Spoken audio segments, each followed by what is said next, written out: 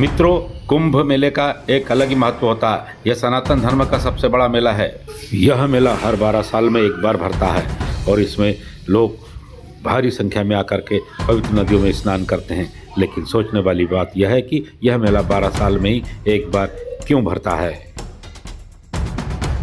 ऐसा कहा जाता है कि महाकुंभ में स्नान करने मात्र से व्यक्ति के समस्त पाप धुल जाते हैं और उसे जन्म व मृत्यु के चक्र से मुक्ति मिलती है। इसकी शुरुआत मकर संक्रांति के साथ होती है और इसका समापन महाशिवरात्रि के दिन होता है। तो दोस्तों नमस्कार, मैं प्रजापति ओम प्रकाश कीवे और आप देख रहे हैं दैनिक ध्रुवाणी न्यूज चैनल।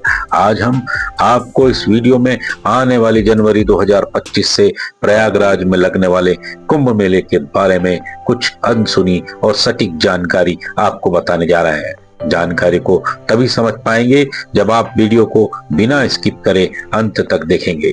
वीडियो पसंद आए तो लाइक अवश्य करिए, जो बिल्कुल निःशुल्क है। वीडियो पर पहली बार आए हैं तो सब्सक्राइब करें और अपने मित्रों तक शेयर कर पहुंचाएं। तो चलिए जानते हैं कि साल 2025 में कुंभ मेला कब लगने जा रहा है और इस मेले का लगने के पीछे का रहस्य क्या है। मेला जिसे दुनिया में तीर्थ यात्रियों की सबसे बड़ी भीड़ माना जाता है, हिंदू धर्म के लिए एक बहुत ही महत्वपूर्ण आयोजन है। 4 अलग अलग क्षेत्रों में आयोजित होने वाले इस मेले में बड़ी संख्या में हिंदू पवित्र नदियों में स्नान करने के लिए आते हैं। यह एक ऐसा अनुष्ठान है जिसका उद्देश्य उन्हें पापों से मुक्त करना और उनके जीवन में पवित्रता लाना है। कुंभ मेला हर 3 साल में हरिद्वार, इलाहाबाद, नासिक और उज्जैन के बीच बारी बारी से आयोजित किया जाता है। इस प्रकार प्रत्येक गंतव्य पर हर 12 साल में एक बार मेला का आयोजन होता है। इलाहाबाद में कुंभ मेला प्रयाग में आयोजित किया जाता है, जो 3 पवित्र नदियों गंगा, यमुना, सरस्वती के संगम स्थल हैं, जिसे त्रिवेणी संगम के रूप में जाना जाता है। अर्ध कुंभ मेले का आयोजन भी हर 6 साल में हरिद्वार और इलाहाबाद में किया जाता है। 55 दिनों तक चलने वाले शानदार कुंभ मेले में त्रिवेणी संगम पर स्नान की पवित्र परंपरा शामिल है। इसमें भक्ति, गायन, धार्मिक चर्चा और गरीबों और पवित्र लोगों को सामूहिक भोजन कराना शामिल है। यह मेला मुख्य रूप से हिंदू धर्म के विभिन्न संप्रदायों के विभिन्न धार्मिक और पारंपरिक पहलुओं को देखने के लिए भी शामिल होता है। हिंदू धर्म के कई साधु और संत यहाँ मौजूद हैं। इनमें से कुछ केवल इस शुभ आयोजन के दौरान ही जनता को दिखाई देते हैं। नागा साधुओं जैसे भक्त संप्रदाय जो कभी कोई कपड़े नहीं पहनते हैं और हमेशा राख में लिपटे रहते हैं। ऊर्ध्वर बाहर जो भौतिक सुखों में लिप्त होते हैं। कल्पवासी जो दिन में 3 बार स्नान करते हैं और शीर्षासनवासी जो 24 घंटे खड़े होकर ध्यान करते हैं। इस स्थान को वास्तव में एक पवित्र स्थल में बदल देते हैं। ऐसा लगता है जैसे यह किसी दूसरे लोक की भूमि हो। धार्मिक विविधता के सम्मानपूर्ण पालन को दर्शन के रूप में जाना जाता है, जो इस त्योहार का एक आवश्यक अनुष्ठान माना जाता है।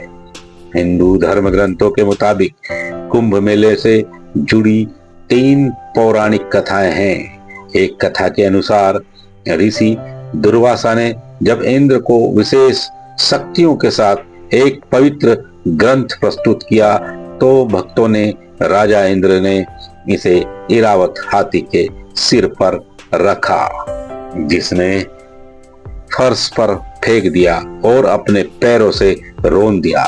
तब ऋषि दुर्वासा ने क्रोधित होकर इंद्र को श्राप दिया, जिसके बाद पृथ्वी पर सूखा और आपदा आ गई। तब समुद्र मंथन किया गया, जिसके बाद देवी लक्ष्मी किसानों के लिए खुशियां और राहत के साथ बारिश भी लाई।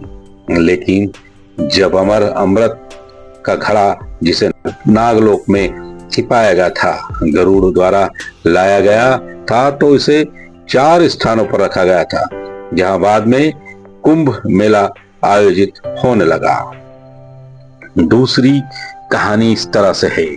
कुंभ मेले को लेकर दूसरी कहानी यह है कि प्रजापति कश्यप की 2 पत्नियां कटु और विनीता थी। उनके बीच इस बात पर कलह था कि सूर्य के घोड़े सफेद या काले हैं। विवाद इतना बड़ा कि दोनों में यह तय किया गया जो गलत साबित होगा वह एक नौकरानी के रूप में काम करेगी। कटु का पुत्र नागराज, वासुकी अंध, विनीता का पुत्र वंतेया गरुड़ था।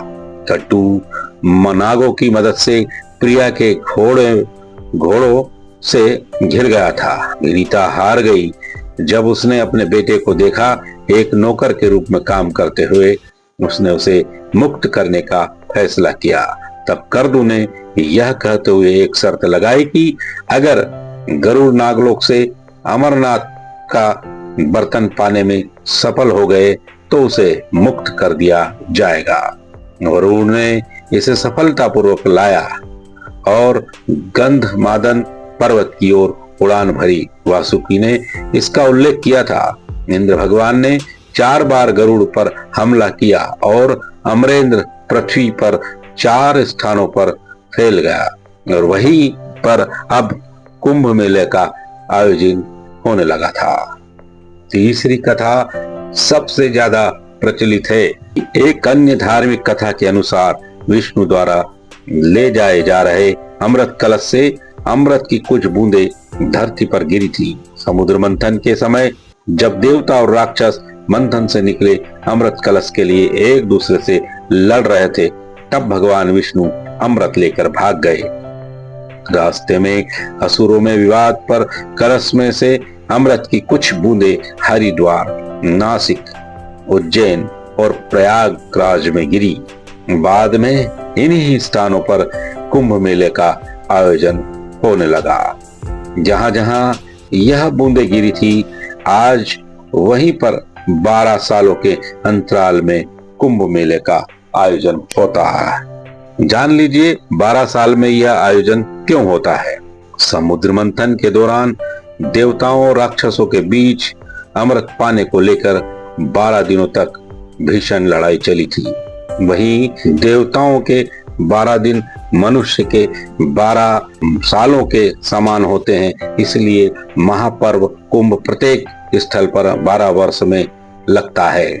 वहीं 12 साल में कुंभ लगने का एक कारण बृहस्पति ग्रह की स्थिति को भी माना जाता है, जो इस प्रकार है।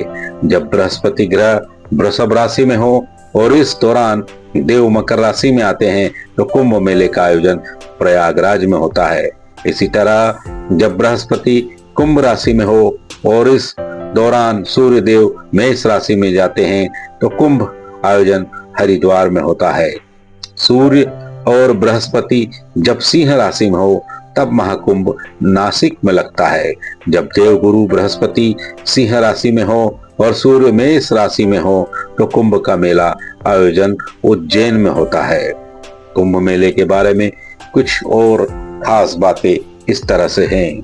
कुंभ मेले का आयोजन कम से कम 850 साल पुराना है। कुंभ मेले का आयोजन हर 12 वर्ष में एक बार ही होता है। कुंभ मेले का आयोजन बृहस्पति के कुंभ राशि में प्रवेश करने और सूर्य के मेष राशि में प्रवेश करने के समय ही किया जाता है। कुंभ मेले में पवित्र नदियों में स्नान करने से आत्मा की अशुद्धता साफ होती है और मोक्ष की प्राप्ति होती है। कुंभ मेले में लाखों तीर्थयात्री, साधु और योगी शामिल होते हैं। तो दोस्तों, आज के वीडियो में बस इतना ही। मिलते हैं अगले एक नए वीडियो में एक नए टॉपिक के साथ। तब तक के लिए आपके दोस्त प्रजापति ओम प्रकाश कीवे को दीजिए आज्ञा। नमस्कार।